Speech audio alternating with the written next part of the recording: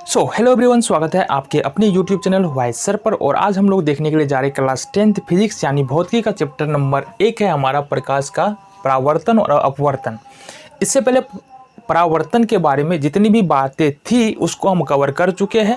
अब हमको पढ़ना है यहाँ पर प्रकाश का अपवर्तन। तो सबसे पहला प्रश्न हमारे मन में यही आता है कि प्रकाश का अपवर्तन होता क्या है। इसको तो समझेंगे ही, लेकिन ऐसी कौन कौन सी घटना है जो प्रकाश के अपवर्तन के कारण हम अपने आसपास में देख पाते हैं, ये जानना बेहद ही रोचक भी है। ठीक है, होता तो है लेकिन हमको कारणों के बारे में पता नहीं था। कुछ बातें हम इससे पहले पढ़े हैं 8वीं कक्षा में, लेकिन अब इसको थोड़ा सा हमको डिटेल में पढ़ना है। तो क्या ऐसी कौन कौन सी घटना थी जिसके बारे में हमको पता है कि ये प्रकाश के अपवर्तन के कारण होता है, या नहीं भी पता है तो अभी हम समझ लेंगे। ठीक है, पहले तारों का टिमटिमाना है ना। हम सडनली आसमान में देखते हैं, तारा नज़र आता है, कुछ समय बाद वो गायब होकर के कुछ थोड़ा अलग जगह पे नज़र आता है। ये घटना जो होता है ये किस कारण से होता है? प्रकाश के अपवर्तन के कारण होता है। बहुत गर्मी के दिनों में हमको देखने के लिए मिलता है, अगर सड़क पर चल रहे हो, ठीक है, तो नीचे की जो चीज़ है ना वो हिलती हुई नज़र आती है। या खाना जब बन रहा हो ना, खाना बन रहा हो और उसके आसपास का क्षेत्र में देखेंगे ना तो क्या होगा? हिलता हुआ, जो भी सामान रखा होगा ना हिलता हुआ नज़र आएगा। ये भी क्यों होता है? प्रकाश के अपवर्तन के कारण होता है। साथ ही साथ इंद्रधनुष का बनना, ठीक है, ये भी प्रकाश के, अच्छा ये थोड़ा अलग आ जाता है। प्रकाश का अपवर्तन तो होता है, ये प्रकाश मोरा मतलब अपवर्तन हुआ, लेकिन यहाँ पर वर्ण विक्षेपण भी होता है, तो इसको हम लोग बाद में कवर करने वाले हैं। अभी हमको समझना है, अभी मोटा मोटी समझ में आ गया प्रकाश का अपवर्तन के कारण कौन कौन सी घटना होता है। अभी हमको यहाँ से समझना है कि प्रकाश का अपवर्तन जो है ये होता क्या है। देखो यहाँ से प्रकाश है ना हमेशा किसी न किसी माध्यम से होके गुजरेगा। अब माध्यम क्या होता है? जिससे होकर के प्रकाश गुजर रहा है उसको हम लोग माध्यम बोलेंगे। ठीक है, जैसे अगर पानी से प्रकाश गुजर रहा है तो पानी हो गया माध्यम हमारा। हवा से प्रकाश गुजर रहा है तो हवा एक माध्यम हो गया। अगर कांच से यानी शीशा से प्रकाश गुजर रहा है तो शीशा हमारा एक माध्यम हो गया। तो ये हमको माध्यम समझ में आ जाता है। ठीक है, जब भी प्रकाश एक माध्यम से दूसरे माध्यम में प्रवेश करेगा तो उसके रास्ता में थोड़ा सा बदलाव आता है, या ये भी बोल सकते बदलाव आता है, चाहे थोड़ा आए ज़्यादा आए, बदलाव आएगा एक माध्यम से दूसरे माध्यम में जो प्रकाश प्रवेश करेगा तब। अब वो जो बदलाव आता है, वो जो प्रकाश की किरण मुड़ता है ना, उसी को हम लोग प्रकाश का अपवर्तन कहते हैं। देखो यहाँ से, यहाँ पर क्या रखा हुआ है?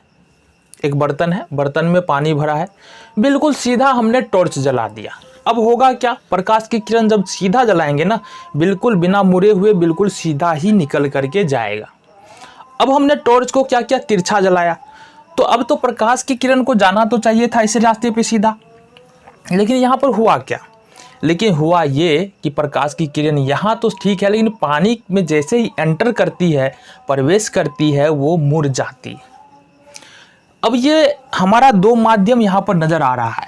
पहला माध्यम है हवा और दूसरा माध्यम है यहाँ पर पानी। ठीक है, दूसरा माध्यम है पानी। तो ये दो माध्यम है, जब भी एक माध्यम से दूसरे माध्यम में जाएगा हर बार यही घटना हमको घटने वाला है। हालांकि इसको और पढ़ना है, इसमें आगे हम जानेंगे, पहले ये समझो जब भी प्रकाश एक माध्यम से दूसरे माध्यम में जाती है तो उसके पथ में थोड़ा सा विचलन हो जाता है, वो रास्ता थोड़ा भटकता है, उसको हम लोग प्रकाश का अपवर्तन कहते हैं। देखो यहाँ से, अब यही प्रकाश के अपवर्तन के ही कारण एक घटना और होता है। ठीक है, कि एक गिलास में एक सिक्का रख लो। ठीक है, मान लेते हैं अभी के लिए ये मेरे पास गिलास है, इसमें एक सिक्का डाला और इसको धीरे धीरे करके इतना दूर हटाना एक सिक्का नहीं दिखे, ऐसे नहीं बहुत ज़्यादा दूर रख देना एक दिखे ही नहीं, बस इतना दूर करना एक सिक्का दिखना बंद हो जाए। अब इस गिलास में क्या करना है? पानी डालना है। जैसे ही पानी हम डालेंगे, जहाँ पर हम खड़े हैं अभी सिक्का नहीं दिख रहा था, अब पानी डालेंगे सिक्का क्या होगा? दिखने लगेगा। तो ये जादू क्यों हो रहा है? जादू नहीं है, प्रकाश के अपवर्तन के कारण हो रहा है। इसको भी समझेंगे हम आगे चलकर चैप्टर में। ठीक है, तो अब प्रश्न हमारे पास आ रहा है कि प्रकाश का अपवर्तन होता क्या है। तो अभी समझ में आ गया प्रकाश का अपवर्तन किसको कहेंगे। जब प्रकाश की किरण एक माध्यम से दूसरे माध्यम में प्रवेश करेगी तो उसका रास्ता थोड़ा सा बदलेगा और इसी रास्ता बदलने को प्रकाश का अपवर्तन हम लोग कहते हैं। अब हमारे पास प्रश्न होता है कि आखिर प्रकाश मुड़ता ही क्यों है। अगर एक माध्यम से दूसरे माध्यम में जाएगा तो प्रकाश मुड़ता ही क्यों है, या प्रकाश का अपवर्तन होता ही क्यों है। देखो प्रकाश का अपवर्तन जो होता है ना, कारण में देखेंगे कारण क्या है, कारण क्या है, प्रकाश के अपवर्तन का कारण क्या है। अब यहां पर देखेंगे प्रकाश के अपवर्तन का कारण, तो यह है प्रकाश का चाल। क्या है, प्रकाश का चाल, प्रकाश की चाल बोल सकते हैं। अब अलग अलग माध्यमों में प्रकाश की चाल जो है ना, अब देखो चाल का मतलब क्या है कि प्रकाश कितना समय में कितना दूरी तय कर रहा है, इसको हम लोग क्या बोलते हैं। या कोई भी व्यक्ति कितना समय में कितना दूरी तय कर रहा है ना, उसको हम लोग चाल बोलते हैं। जाहिर सी बात है प्रकाश भी एक चाल के अनुसार चलती है। मतलब ऐसा नहीं है कि मतलब प्रकट हो जाता है प्रकाश। सूर्य से हमारे पास आने तक लगभग 8 मिनट का समय लगता है। हम लोगों को पता है प्रकाश को आने में कितना समय लगता है, 8 मिनट का। मतलब जो प्रकाश अभी पहुंचा है सूर्य से चलकर, हम जो पृथ्वी पर देख रहे हैं जिस प्रकाश को, वो 8 मिनट पहले चला होगा, है ना। तो यहाँ पर देखो कहने का मतलब है कि कारण क्या है, प्रकाश का अपवर्तन होता क्यों है, क्योंकि यहाँ पर देखो प्रकाश की चाल अलग अलग माध्यमों में अलग अलग होती है, जिसके कारण प्रकाश का अपवर्तन होता है। अब कोई भी माध्यम होगा ना, अभी यहाँ से समझो, अभी जाहिर सी बात है माध्यम को हम थोड़ा और पढ़ना है यहाँ पर, तो कारण समझ में आ गया। प्रकाश का अपवर्तन क्यों होता है, प्रकाश के चाल के कारण होता है। अब यहाँ पर प्रकाश को अपवर्तन को और अच्छे से समझने के लिए हमको पता होना चाहिए क्या, कि माध्यम क्या होता है। ठीक है, माध्यम क्या होता है, माध्यम है क्या हमारा, इंग्लिश में बोले तो मीडियम बोलते हैं। ठीक है, तो जिस भी वस्तु से है ना प्रकाश गुजरता है, या जिस वस्तु से प्रकाश जा रहा होता है, उसी को तो माध्यम बोलते हैं। ठीक है, हमने पहले भी कहा है ना, जिस भी वस्तु से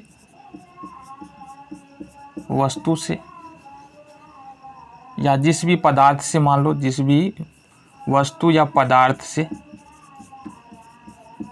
प्रकाश गुजरता है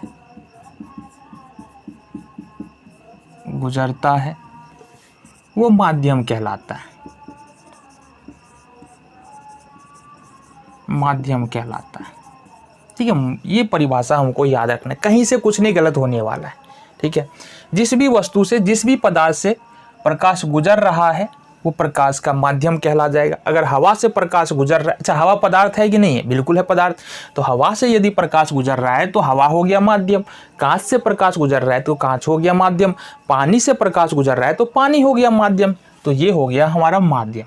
अब यहाँ पर माध्यम को देखेंगे तो माध्यम होगा 2 प्रकार का। There are 2 types of mediums. यहाँ पर देखेंगे माध्यम कितने प्रकार का होगा, माध्यम होगा 2 प्रकार का। माध्यम होगा हमारे पास 2 प्रकार का, एक होगा सघन माध्यम और एक होगा विरल माध्यम। एक होगा विरल माध्यम। ठीक है, माध्यम हमारे पास 2 प्रकार का, एक सघन माध्यम और एक विरल माध्यम। किसको सघन माध्यम बोलेंगे और किसको विरल माध्यम बोलेंगे, अब हमको ये समझना है। ठीक है, किसको सघन माध्यम बोलेंगे, किसको विरल माध्यम बोलेंगे, ये अब हमको समझना है। देखो यहाँ से गौर से देखना, समझना है यहाँ पर बातों को। जिस माध्यम में प्रकाश की चाल अधिकतम होती है, जिस माध्यम में प्रकाश की चाल अधिकतम होती है उसको हम लोग बोलते हैं विरल माध्यम। क्या बोले, विरल माध्यम। जिस माध्यम में प्रकाश की चाल अधिकतम होती है उसको बोलेंगे विरल माध्यम। तो कहने का मतलब क्या है, विरल माध्यम क्या होगा, चाल अधिकतम होगा। विरल माध्यम में क्या होगा, चाल अधिकतम होगा, और सघन माध्यम में क्या होगा, चाल न्यूनतम होगा। अब कभी भी डिसाइड करेंगे विरल माध्यम या सघन माध्यम का, तो दो माध्यम को लेना पड़ेगा। उन दोनों माध्यम में ही हम सघन और विरल के बारे में यहाँ पर बात करेंगे। ऐसा नहीं है किसी एक माध्यम को पकड़ लिए बोलेंगे भाई बता दो ये सघन है कि विरल है। जब भी सघन और विरल माध्यम के बारे में बात की जाएगी तो हमेशा दो मीडियम होगा, ठीक है। उन दोनों में से किसी एक को सघन बोलेंगे, किसी एक को विरल बोलेंगे, ठीक है। यहाँ पर कुछ